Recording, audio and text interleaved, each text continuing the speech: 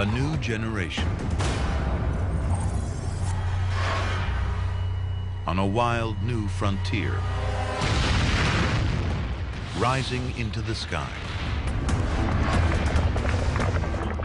Gleaming towers of steel, a bold new urban landscape, and maybe America's greatest invention, the modern vertical city.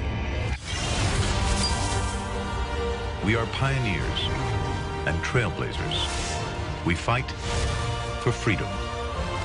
We transform our dreams into the truth.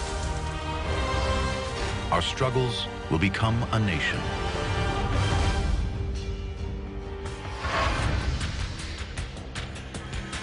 America, land of invention. Hot dogs, jazz, the elevator, skyscrapers. This is the story of the greatest innovation of all, the modern vertical city. One world-famous icon has come to symbolize it.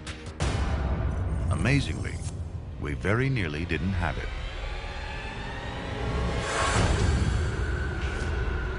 It's 1885, and New York City has a big problem. A magnificent gift, but with some assembly required. Scattered across Bedloes Island in New York Harbor in 214 crates. They contain the largest statue in the Western world. It's been donated by the people of France to celebrate the centenary of the Declaration of Independence. Built in Paris, broken down into 350 massive pieces for the journey to America. That's the problem. The cost of reassembling it will be astronomical. Money New York does not have. At least 6 other U.S. cities are jockeying to give it a home. New York City is in danger of losing the Statue of Liberty. Not if this man can help it. Joseph Pulitzer, tenacious newspaper magnate, immigrant, self-made man. He owns the biggest paper in the U.S., the New York World. And he's determined to keep liberty in New York Harbor. Through his chain of newspapers, Pulitzer launches the biggest fundraising campaign ever seen in North America. It would be an irrevocable disgrace to New York City and the American Republic to have France send us this splendid gift without our having provided even so much as a landing place for it. We must raise the money. More than 1 million people read Pulitzer's papers every day. Enclosed, please find 25 cents as my $1. contribution The towards contents of our little savings bank, which we 10 cheerfully o'clock contribute to the Club pedestal. resolved to send you the contents of the first jackpot. You will find enclosed $4. The money we saved to go to the circus with. Donations flood in from all across the country. Rich and poor, east and west. Pennies and nickels, 5s and 10s, even thousands of dollars. In all, a staggering 121,000 donations. More than enough to keep this iconic statue in New York. I think a statue is not just a statue. I think symbols really matter. I think they signify in a big way. In fact, maybe they do more than reams and reams and reams of legislation and paper and print. Now the real work begins. To hold a statue 150 feet high, the pedestal will be the biggest concrete structure in the world. Over 200 men work through a grueling winter to complete it. As the last of the cement dries, workers toss in their own silver dollars for good luck.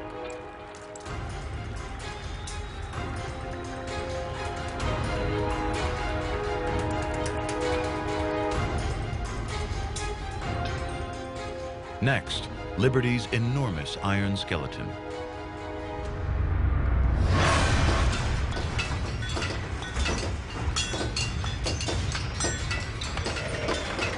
It's designed by Gustave Eiffel, who will build the famous Eiffel Tower in Paris.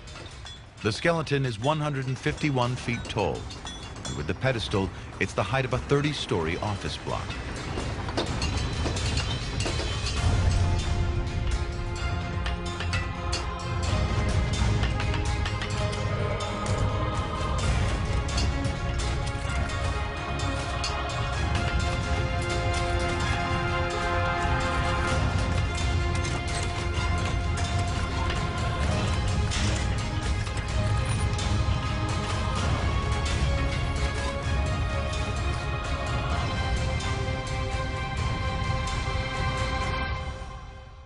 Now for the outer layer. Wrapping around the skeleton are 60,000 pounds of hand-sculpted copper.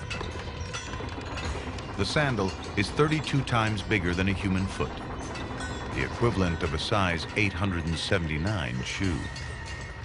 It's on-the-job training, often at 300 feet in the air. It's as difficult as it is dangerous.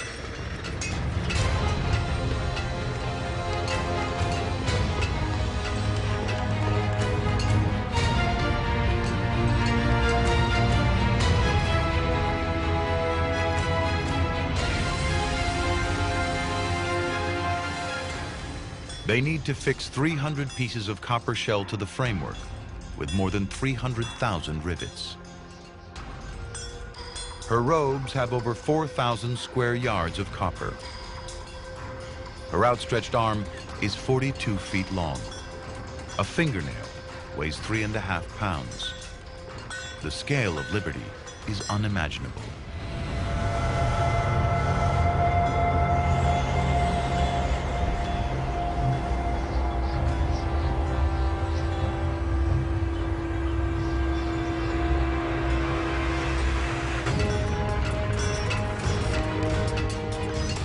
After 6 months of hazardous construction, there are no fatalities, and Liberty's 17-foot face is finally winched into position.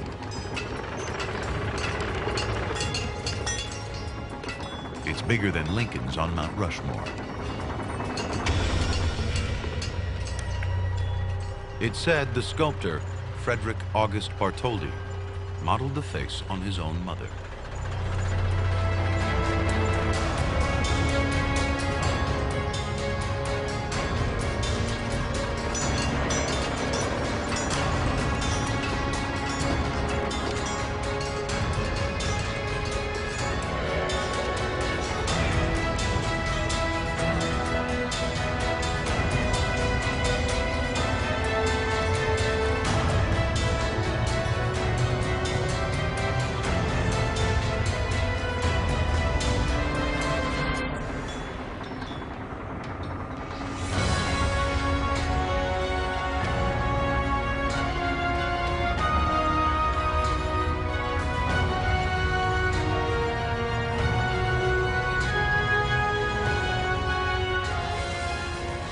It takes 25 years for Liberty to oxidize and turn green. A functioning lighthouse until 1902, the statue's official name is Liberty, Enlightening the World.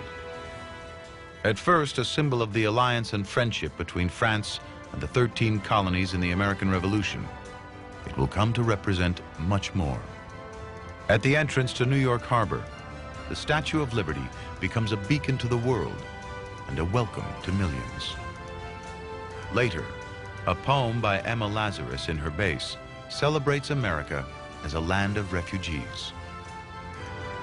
Give me your tired, your poor, your huddled masses yearning to breathe free, the wretched refuse of your teeming shore.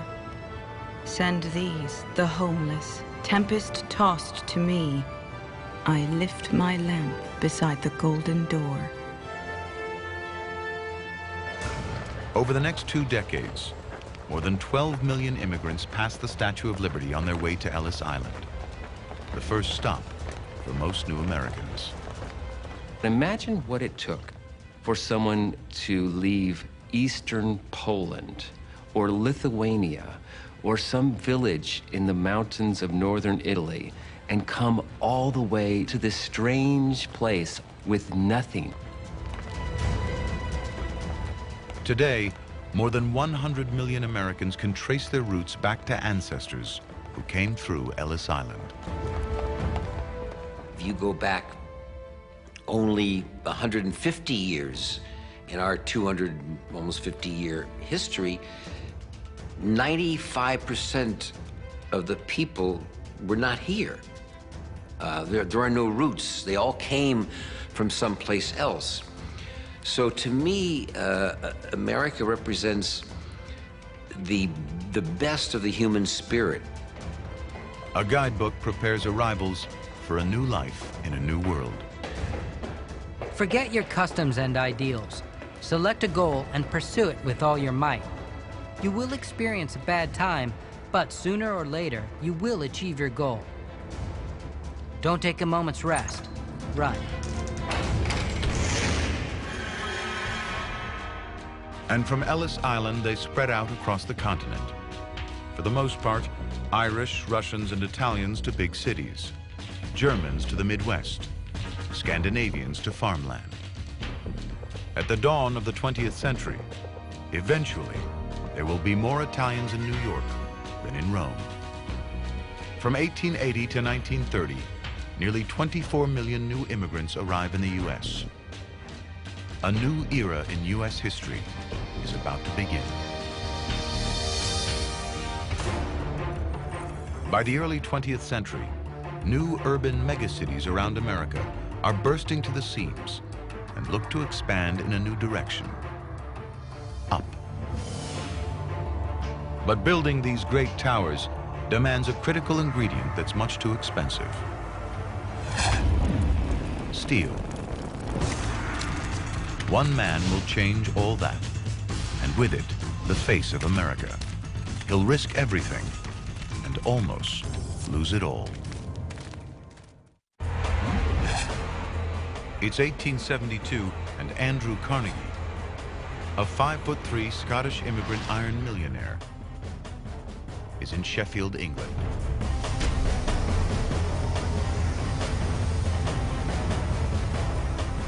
He's looking at the future. A revolutionary way to make steel. Steel has been around for thousands of years, but so expensive to produce, it's always been a luxury item. 2,000 years ago, it's used in Oriental swords. It is even used in designer jewelry. But America stands at the brink of a new age. To build it, they need steel, and lots of it. It's the only material strong enough for the towers that will touch the sky.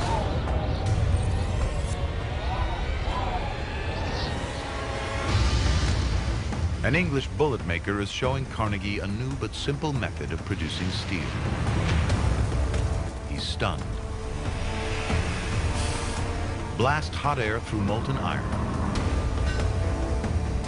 Carbon impurities burn off. You get the wonder material: steel. For the first time, it can be produced quickly and inexpensively. If Carnegie can use this Bessemer process to mass produce it, he'll own the future. Carnegie returns to the States, to Pittsburgh, to start building the biggest steel plant in the world. It'll be larger than 80 football fields. It's a massive gamble. Carnegie risks everything he's got on the new plant. But only months into construction, disaster. A catastrophic stock market collapse. The economy is in free fall. He has to borrow even more money and barely scrapes through. August 1875. Against all odds, Carnegie's giant furnaces are ready to test.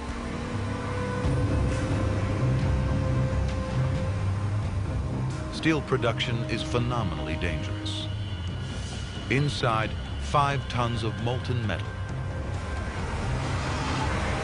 3,000 degrees. Hot enough to vaporize a man in seconds. If it works, it will make Carnegie one of the richest men in the world. But there's a lot more at stake. Skyscrapers, cars, washing machines, airplanes, even space travel. None of it can happen if steel can't be mass-produced.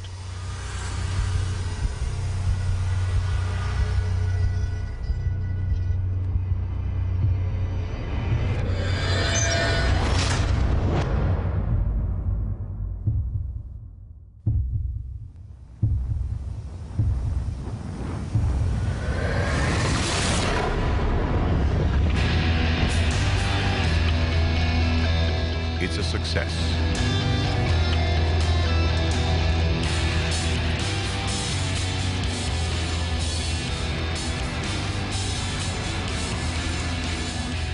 Carnegie is the first ever to mass-produce steel. Prices plummet by over 80%. Output rockets from a few thousand tons in 1860 to 11 million by 1900.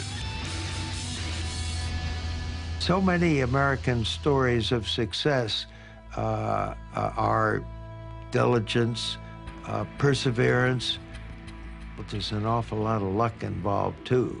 His timing couldn't have been better.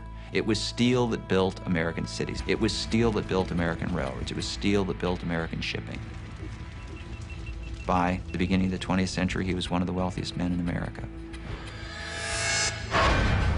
Pittsburgh transforms from a sleepy town to the industrial heart of the nation. Its population triples. Driven by a new steel railroad, millions of tons of steel are transported across America, the raw material to build the modern city. And the grandest of all is New York. It's an era of obscene opulence. New York is a playground for super-rich industrialists and financiers. Wildly extravagant, they smoke cigars rolled in $100 bills. Their wives' hats studded with diamonds. This is the Gilded Age. Land values are the highest in the world. There's only one place to go: up. By 1902, 65 skyscrapers are being constructed in Manhattan. This is one of them.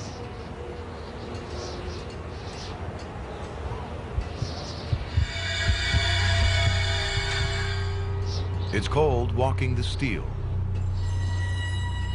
This man is 30 stories above the street. His first time at this height. No harness or safety rope. One slip, and he's dead. Veterans are called fixers. The novices are snakes, because working with them can be deadly. The old hands know just how dangerous it can be.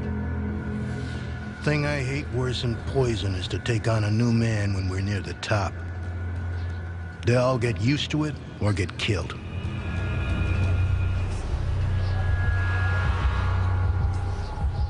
No hard hats, just a 280-foot drop. A sudden gust of wind, and it's all over.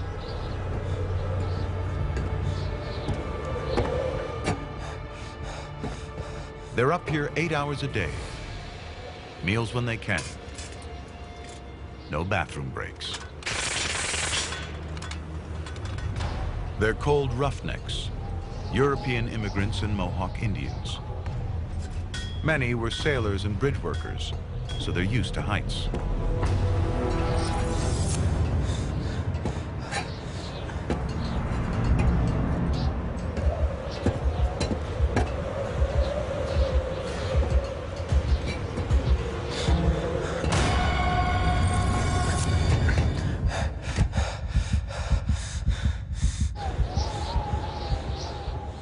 The guy's balancing on the beams.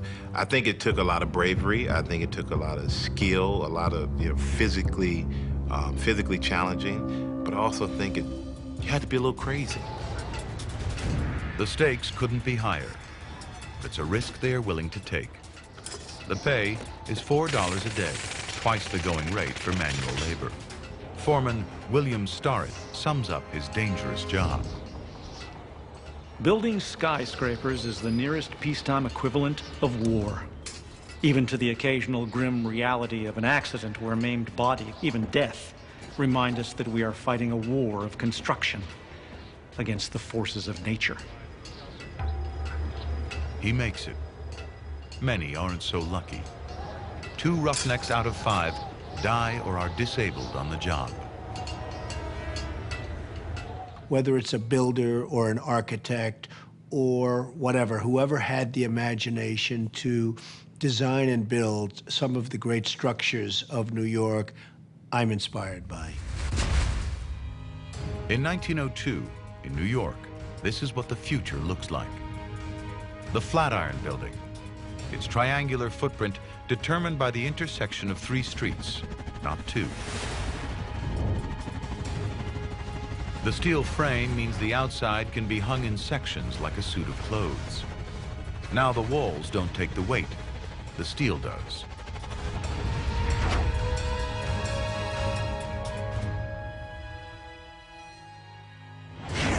It's so radical, when people first see it, they think it will blow over and kill them. A lawsuit is filed claiming winds focused by the Flatiron's extreme shape damage a nearby shop. Today, it's one of our best-loved buildings. Inside, the other breakthrough that lets towers rise into the clouds, the elevator. Before it, the tallest buildings stop mostly at 5 floors. No more walking upstairs now, so the sky's the limit. For the first time, the higher the floor, the higher the rent. You think it's a fairly humble invention, but when Otis invented the first really safe elevator, it enabled the growth of the modern city where people could come in, build much taller buildings, get a much higher density of people. And sure enough, by the end of the 19th century, the urban population has increased 87 times over. In Chicago alone, in just 10 years, they built 50 steel frame buildings. And in 20 years, its population more than doubles to almost 1.7 million. American cities are exploding. But for many, living in the shadow of these new towers will prove even harder than building them. In America in 1890, crime and poverty are rife on the streets. But these mavericks are about to make a difference. Gangsters, murderers, thieves, and fear are on the streets. New tabloid newspapers splash crime all over the front pages. In Chicago, you can rent a gun by the hour. In the Sears catalog, you can buy one for $12. In New York, a policeman finds a list on a murdered gangster, his rate card. Punches, $2. Nose and jaw broke, $10. Ear chewed off, $15. The big job, $100 and up.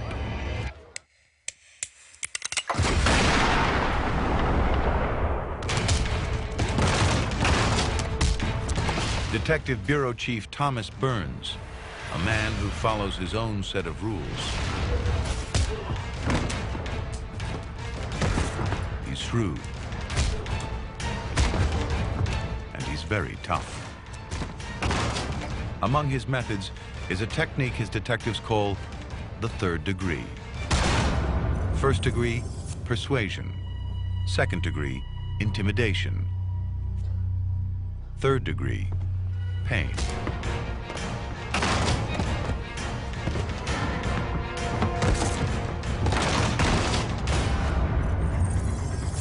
In 4 years, Burns claims he's arrested 3,300 criminals. He solved the biggest heist of the 19th century, nearly a $3 million Manhattan bank robbery. Reporters call him the greatest crime buster in the history of the New York City police force. His very manner, the size of him, His menacing shoulders and arms, the bark of his voice. Pickpockets, forgers, whoever cracked a safe, unscrupulous rogues. Crooks are now afraid of their shadows. They lead double lives. But tracking down criminals isn't easy. There's no official ID, no birth certificates or driver's licenses. If a criminal is known in one town, he just moves to the next. Criminals are anonymous.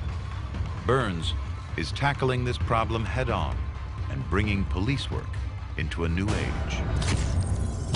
This is his Rogues Gallery, mugshots of 7,000 known lawbreakers. Using photography to identify criminals will change detective work forever. Annie Riley, alias Little Annie. Deceitful servant. The mugshots are distributed to police departments around the country. But these are more than just pictures. Burns is also building psychological profiles of criminals. Rufus Minor. He comes from a very good family. It's a pity he's a thief. This is the first attempt to create a national crime register.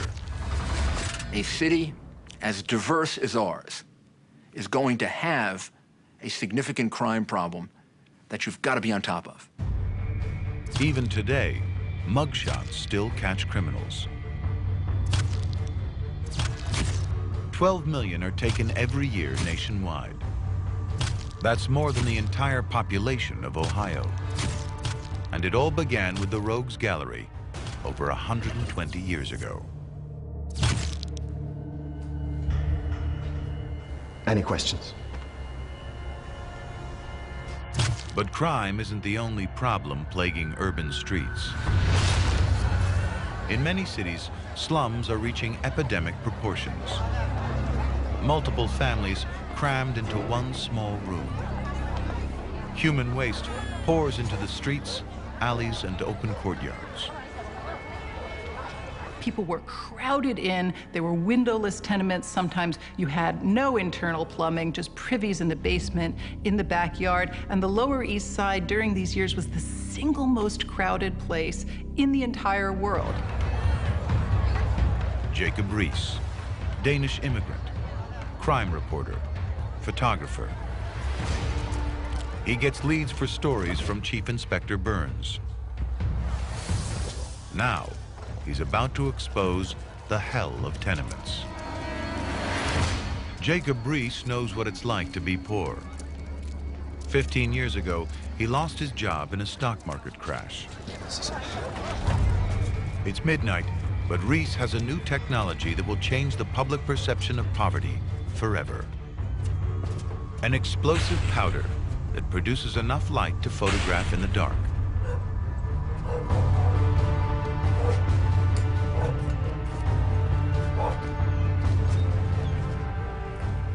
This is one of the first ever photographs of slum life.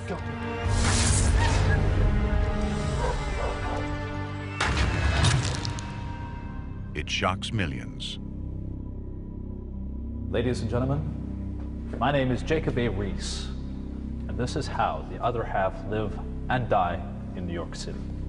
Magazines refuse to print his work, so Riis puts on his own magic lantern shows. His mission, to show the nation's wealthy something they've never seen before, filth and desperation on their doorstep. At this block, 9 dead were carried out this year alone. 5 in baby coffins. What he demonstrated was that there is another reality, that all that prosperity didn't trickle down all the way to the bottom, and there was some deplorable living conditions, and this country was not just forced to confront those conditions, but then was moved to begin to deal with them. Riis publishes his pictures in a book called How the Other Half Lives. It will sell more than 28 million copies.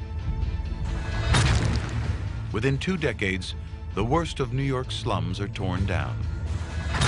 Tenements sell at auction for as little as $1. Riis's campaigning forces all New York schools to build playgrounds, and landlords to install toilets inside apartments, not outside. It is the first step in tackling the slums. But as cities keep on growing, an even bigger challenge remains. In New York alone, nearly 40,000 die in 1 year from diseases. Because of this, filth. But one clean crusader is about to change everything. 1895. Our major cities are drowning in filth. 120,000 horses dump 500,000 pounds of manure into the New York streets every day. Wagons are blocked by 3-foot-high piles of human and animal waste. Into this world steps a man on a white horse, Colonel George Waring. Civil War veteran, legendary sewer engineer, apostle of cleanliness. He's the head of New York's sanitation department. The city stinks with the emanations of putrefying organic matter. Black rottenness is seen and smelled on every hand. The crowded streets are a veritable hell. Waring recruits an army of 2,000 sanitation workers in white uniforms. Some dismiss him as a crank. They call his men white ducks, but Waring means business. Tons of garbage, normally dumped into the river, is recycled. Ash becomes landfill on Rikers Island. Organic waste boiled into oil and grease. Waring is America's first eco-warrior. His men clean 433 miles of street. Death rates decline, water quality improves. Waring saves the lives of thousands. The measures spread across America. Just 16 years after Colonel Waring, half of all cities have waste collection. And it is not just waste. By 1907, every large city in the nation has sewers. By 1909, there are 42,040 miles of sewers in America. The battle against filth, crime, and poverty has begun. But one of the city's greatest innovations is still in its infancy. One man will change the urban landscape forever. Menlo Park, New Jersey, 1879. Thomas Edison, inventor, entrepreneur, showman. He was taken out of school as a boy, but that won't stop him from becoming synonymous with inventions that define the modern era. He pushes his team hard, 24/7, in one of the world's first R&D labs. It will generate more than 1,000 patents. America still lights the night in the dangerous flicker of candles, gas, and kerosene. Edison thinks he has a better idea if he can get a filament to burn slowly in a vacuum. The electric light bulb. Platinum.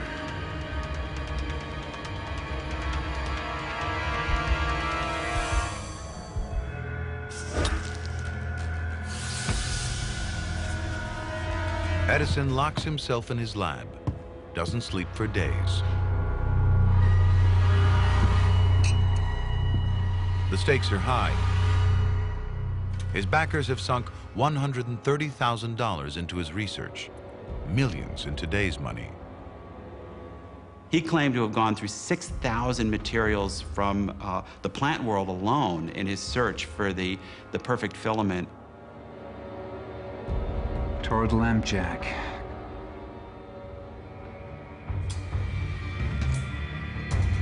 Spruce. Beard.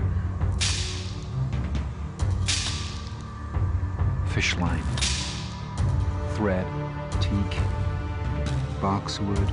Celluloid. Parchment.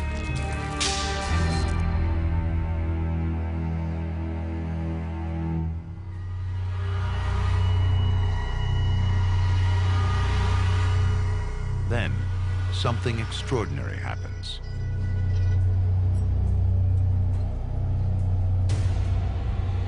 Cardboard.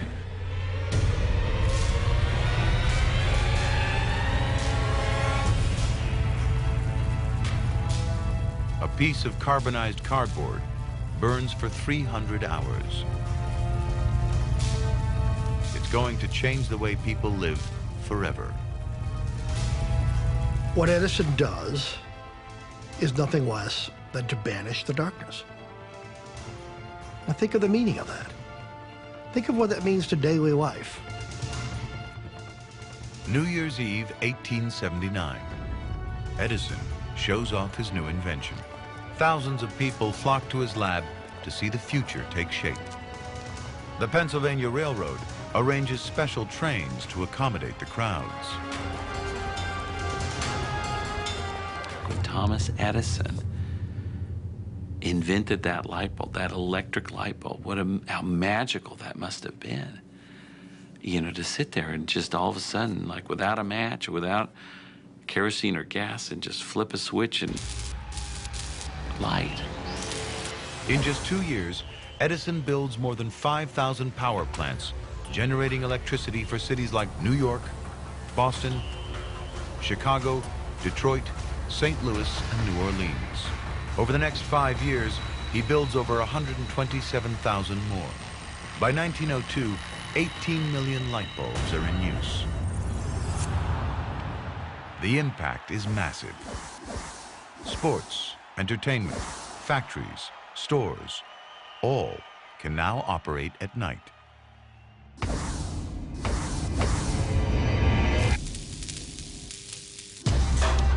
And as electricity comes to the cities, more and more people arrive with it. By 1900, nearly 4 million women are working in U.S. cities. In just 40 years, that figure has more than quadrupled. Urban factories are pounding out 75% of all consumer products in the U.S. Places like this, modern steel frame buildings equipped with all the latest technology. Otis electric elevators, Bell telephones, Singer sewing machines. But packing so many people into tall buildings is a disaster waiting to happen.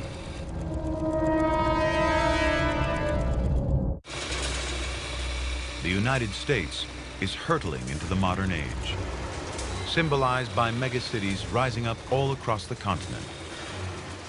By 1909, Americans are spending nearly $23 billion a year on ready-made clothes.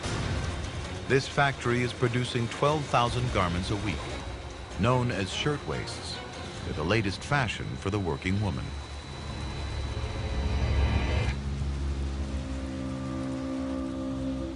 New York City, March 25th, 1911. 4:45 p.m., the Triangle Shirtwaist Factory, 8th floor. 260 girls work here, most of them teenagers.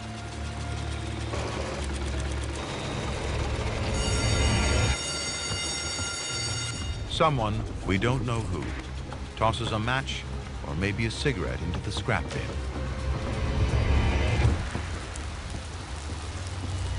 Eva Harris, a seamstress, smells burning.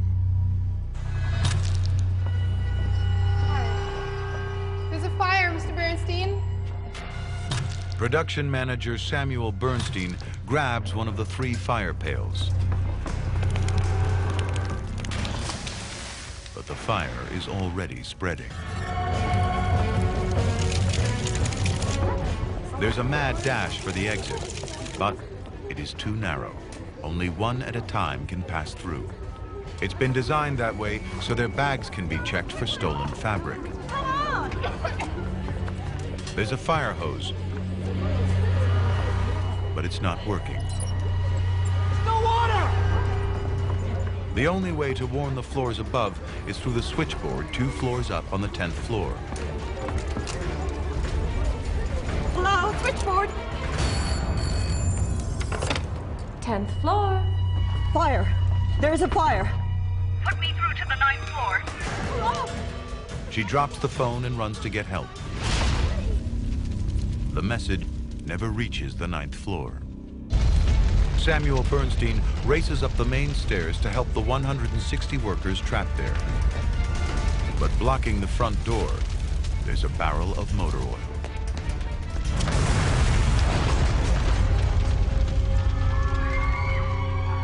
On the 9th floor, flames are already shooting through the walls and windows.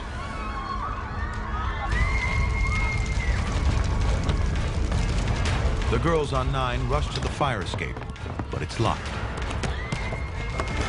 Only 2 escape routes are left on the 9th floor: the elevator and the metal fire escape.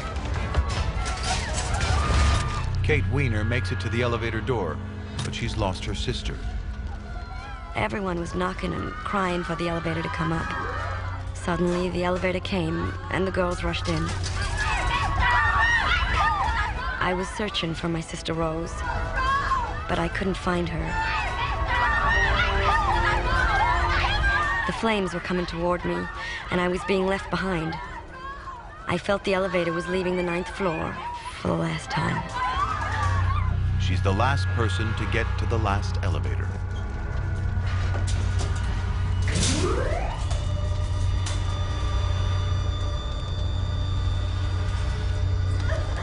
More than 100 girls are left behind to die. The only escape route left is the metal fire escape, but it collapses. Firemen arrive with the biggest ladder in New York City. But it's 30 feet too short.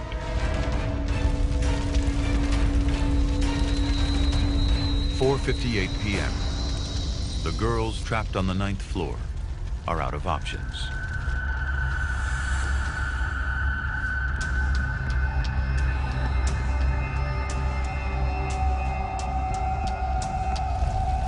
In desperation, they jump.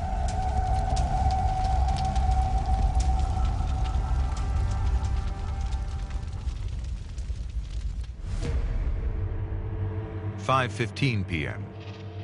The entire blaze is over in less than half an hour.